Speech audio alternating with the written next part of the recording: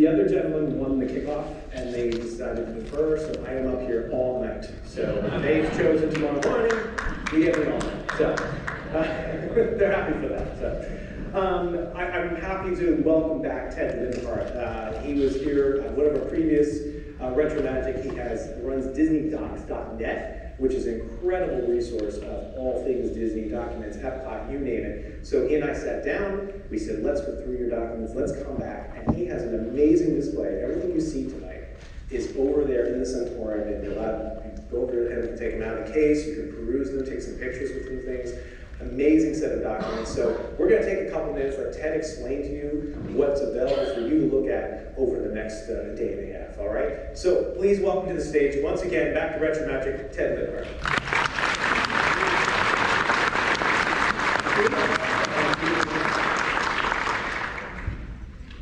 We spent a lot of time going over these things on the phone. Yes, we did spend about an hour on it. Right. So I think we picked out about 20 or so? We did. We picked out 20, yes. So I know you're going to kind of go through these. You know these better than I do, so I'm going to let you just kind of go through them. Okay, so the first slide here on the left is a document looking at Epcot in a kind of a middle stage between Walt's vision of the city and the theme park we know, when there was a vision of having Epcot being more of an educational showcase for companies and universities and people to study. It's a fascinating way of thinking about Epcot, and this is a brochure Disney put out to sell that idea on the left. On the right is part of an archive from Joseph Mankiewicz, the film producer, who was hired by Disney to think about what Spaceship Earth could be. It's a very large archive, only brought one document, but it summarizes a lot of what he thought. He had a very focused idea that was very deep and very introspective, a little too heady for probably Spaceship Earth, the reality of a theme park attraction. It's a fascinating to see this film producer, this legendary film producer, come up with ideas for Spaceship Earth. And I'm noticing something for the very first time here in that first document. There's a piece of artwork. Johnny Cure, yes, in the piece of artwork that's on that right, cover, so that, and it's in there. A big piece of reproduction, a much larger version of that that's on the cover. Which is amazing. So the left side here is a nomenclature guide that is the official way to talk about everything at Epcot when it opened in 1982, obviously. So it's kind of cool just to see how Disney thought about every item and how it should be referred to. And the right is the master script for the Epcot opening ceremonies. It goes through everything that happened that weekend, the food and the parades and the dancing. It's very detailed. It's also very long. The left side is another kind of this middle ground Epcot vision of having it be more of an educational showcase. So this is a brochure to kind of sell that through. And the right side is a very early Orlando Land magazine, 1975 view of what Epcot could be when it was going to be a little bit more of a city. And thinking about this really early view of Epcot from 75, obviously 7 years before it opened. So it's very interesting to see the kind of the early ideas of Epcot maybe coming to fruition at Disney World. And I want to add too, if you don't get a chance to see them, they're all archived on your Yes, site. So you can download the PDF. Everything here is on DisneyDocs.net for that. And you've even told that some of them are nighttime, can't sleep. Yes. On the next slide, there's two press kits. One is a pre-opening press kit with photos and press releases, and the other is an actual opening day press kit with the same sorts of items. You can see some of the differences between pre-opening and opening, some changes made, but similar materials as well.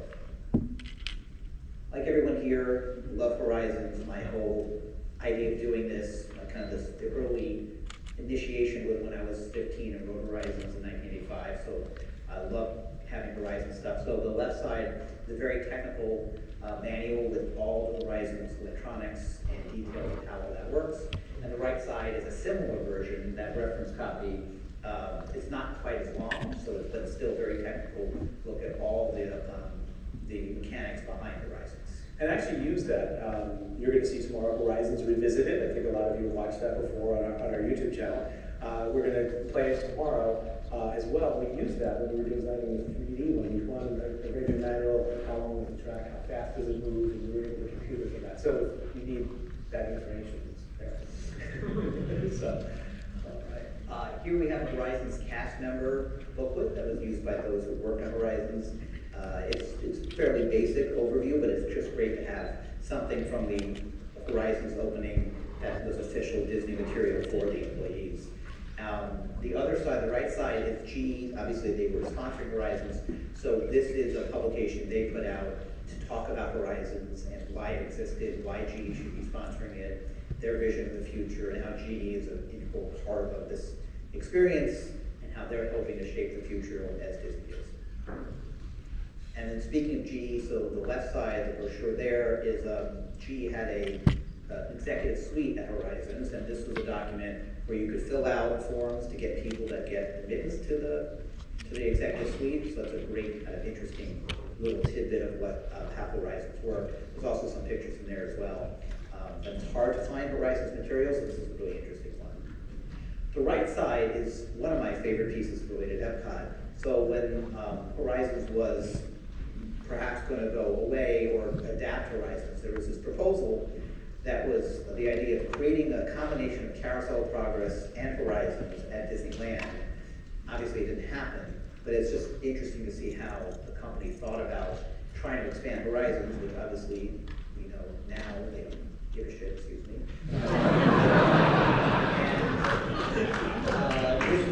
This was an early idea where they thought of actually taking it and kind of expanding it to a theater park. And Tony Baxter, this is apparently something he worked on. He came by and saw this. The left side is an idea for Horizons replacement. If you ring the bell, you can say something here about it. A combination of taking Horizons and creating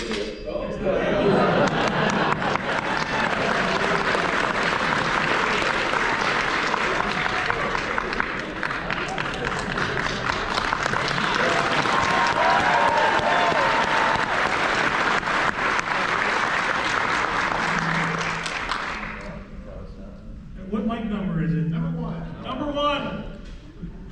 One. I can talk really loud. What you saw there, and it's up there and you can look through it, was a way of saving the entire pavilion.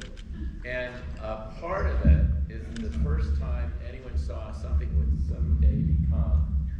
This one's hot. Okay.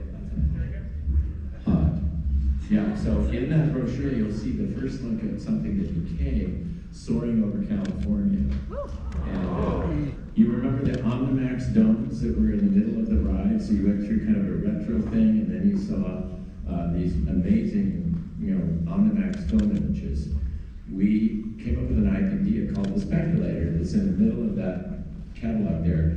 And our thought, we hired Richard Matheson. If any of you are sci-fi fans, half the Twilight Zones were written by Richard, and the movie Somewhere in Time, The Incredible Shrinking Man.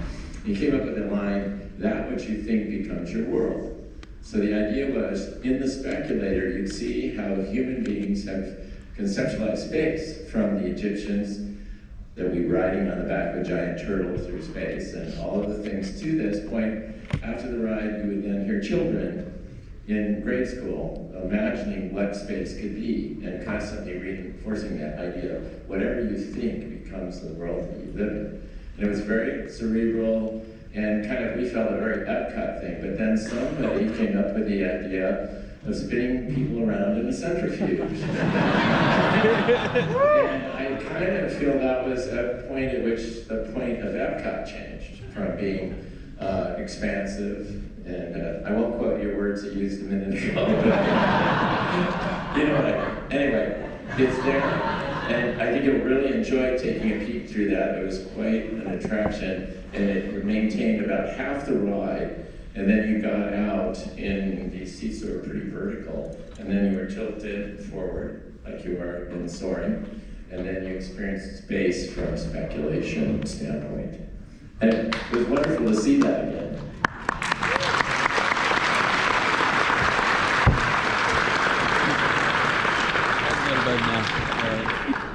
So we're on the second. Yeah, the other right here is not as interesting, but it's an official opening. That just kind of goes over the general Epcot facts.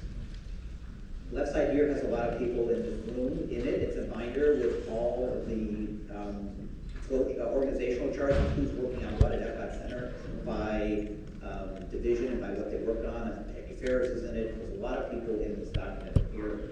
That's a binder that just has all the organization pictures and org charts. Right side, another connection to John DeCure's father. This is an original thought of what American Adventure would be. It was called the USA Pavilion. This is a 1975 document with an outline for that pavilion. Not what we know necessarily today, but it has a lot of American characters narrating different events about the American experience.